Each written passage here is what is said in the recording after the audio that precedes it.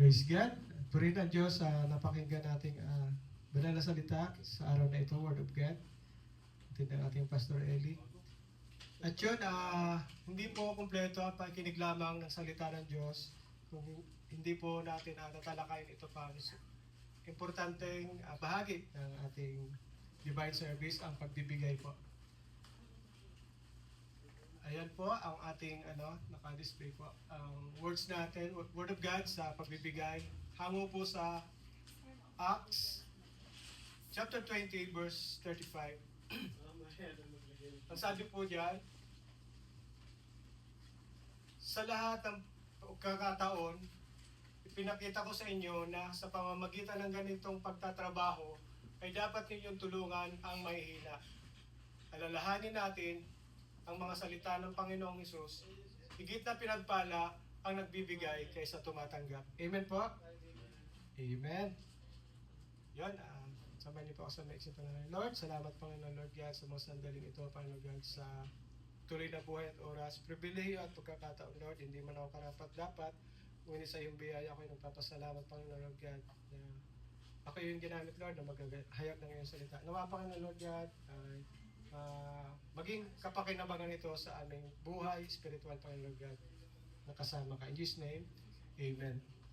Yun po. Sa pagbibigay naman po, yung topic natin ngayon is spiritual awakening and revival. Tayo po ba ay namulat na o nagising na kung paano magbigay sa ating Panginoon? Amen. Nakita naman po natin o nasubaybayan kung paano nagbigay ang ating Panginoon, ang ating Ama. Ano ang kanyang binigay sa atin? Ang lahat po ay binigay niya sa atin. Wala po siyang, di niya tayo pinagkulang. Maging sa ating mga pagkukulang, sa ating kamalian, kasalanan, ibinigay niya ang kanyang bugtong na anak. Amen po? Amen. Kaya dapat natin itong suklian. Paano po?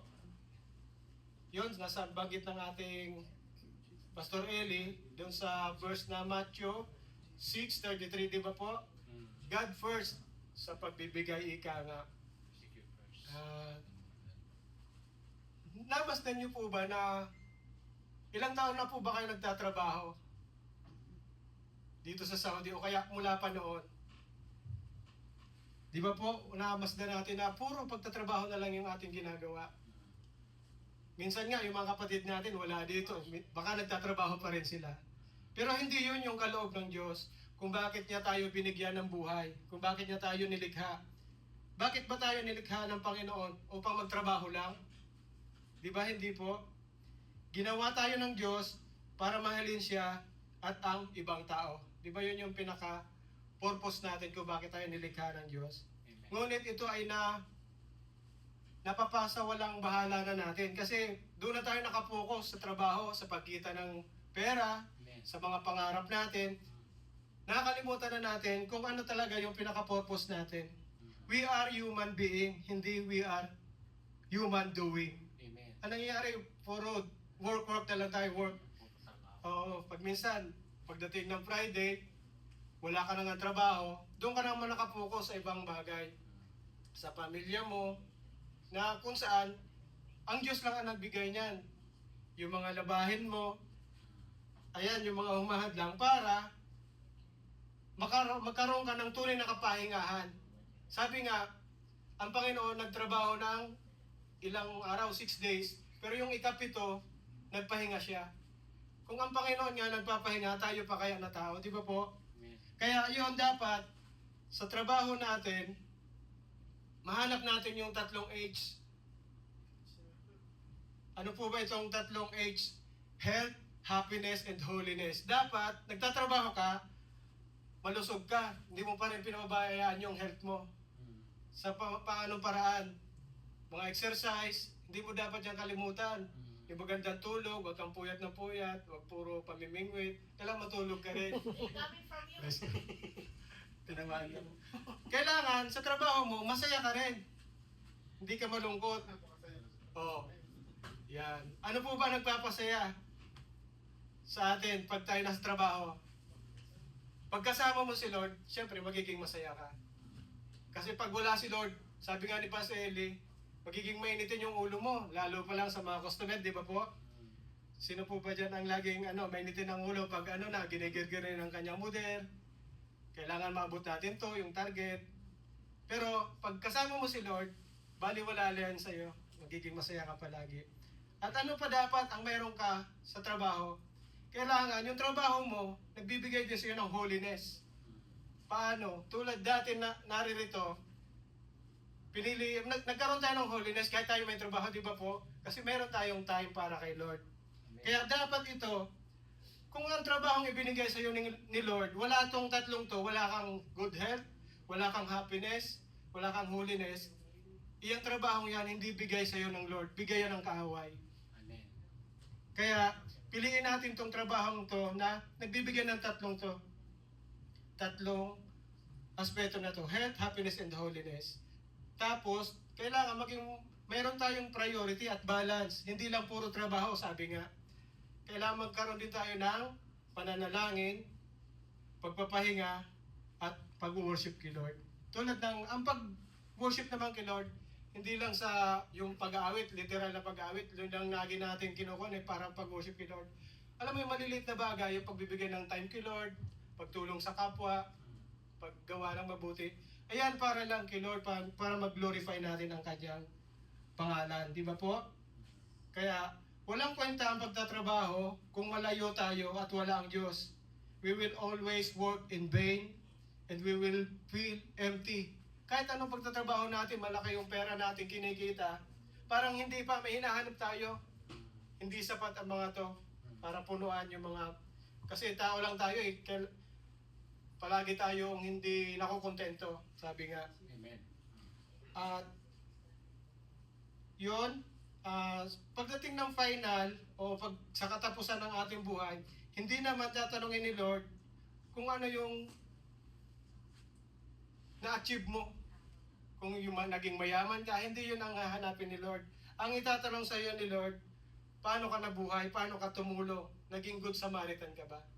Kaya yung pagtulong andyan, sa pamamagitan ng ganung trabaho, ay dapat ninyong tulungan ang mahihina. Amen. Ako, kukuhan ko naman to, kasi yung pagtulong sa kapatid, sa kapwa, nandiyan lagi yan, pagdating ng sahod, andyan na sila, may message na sila. Kaya pag mayroon naman ako, nagbibigay ako. Kahit nga wala na, yun, galit na galit doon sa akin yung nanay ko. Kasi pag minsan dumarating sa time ko na may lumalapit sa akin, pero wala na akong pera, ang gagawin ko niyan, manghihiram ako para may pahiram doon. Sabi, grabe ka Saldi. Sabi, baguhin mo yung sarili mo sa ganyan. At yun, sa pamamagitan ng pagtulong natin, higit na pagpapalain tayo ng Diyos. Sabi niya nga, Amen. higit na pagpapalain ang nagbibigay kaysa tumatanggap. Amen. For God's a cheerful giver. Kaya Amen. tayo na pong magbigay para sa ating Panginoon, para sa tayo pagpalain ng Diyos. Each day with a grateful heart, give thanks to the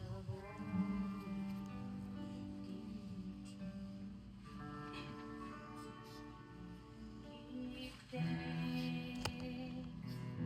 With a grateful heart, give thanks to the Holy One. Give thanks because He's given Jesus Christ, His Son. Give thanks.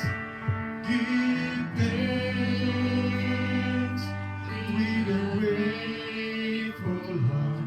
Give thanks to the Holy One.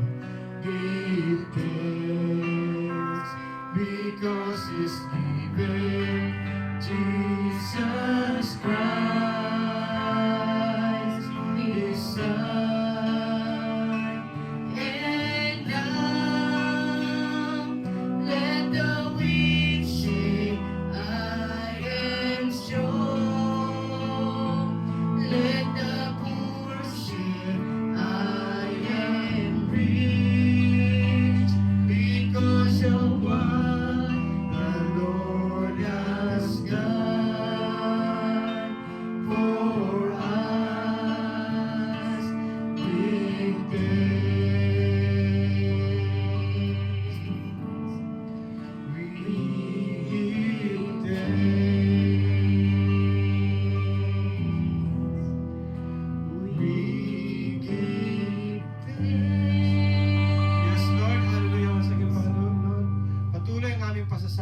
Lord, pagdakila, pagsamba sa iyong pangalan, sa pangalan ng iyong lutong na ng Jesus, Panginoon Lord God. Salamat Lord sa pribileyo at pagkakataon Lord, na maipakita namin Lord ang aming pasalamat, ang aming faith sa pamamagitan ng pagbibigay, Panginoon Lord God.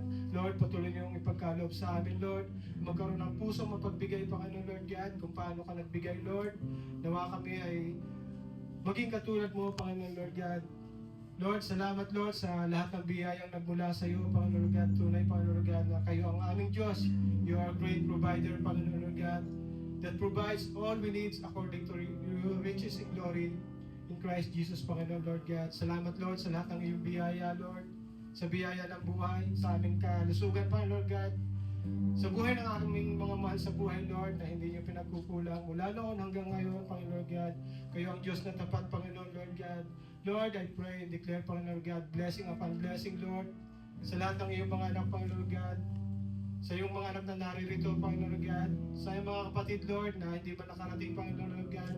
Sa aming mga minamahal na Zoomliners, Panginoon God. Kayong patuloy na magpala sa amin, Lord. Kayong patuloy magbuhos ng biyayang nagbubula sa iyo, Panginoon God, at sa aming mga kumpanyang pinagtatrabuhan, Lord. Bless them, O Lord, in abundance, Panginoon God, at maranasan namin, Lord, ang biyaya, Panginoon God, ang buhay na kasama ka, Panginoon God, na hindi kami pinagkukulang, Lord. Salamat, Lord, sa iyo lamang matas na papuri, pasalamat, pagsamba, in Jesus' name. Amen.